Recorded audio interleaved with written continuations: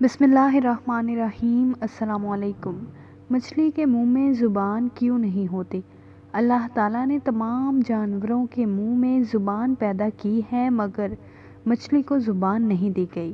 اس کی وجہ یہ ہے کہ جب حکم خداوندی عز و جل سے فرشتوں نے آدم علیہ السلام کو سجدہ کیا اور ابلیس لجیم مردود ہو کر مسخ شدہ صورت میں زمین پر پھینک دیا گیا تو وہ سمندروں کی طرف گیا تو اسے سب سے پہلے مچھلی نظر آئی جسے اس نے آدم علیہ السلام کی تخلیق کا قصہ سنایا اور یہ بھی بتلایا کہ وہ بحروں کے جانوروں کا شکار کرے گا، تو مچھلی نے تمام دریائی جانوروں تک حضرت آدم علیہ السلام کی کہانی سنائی۔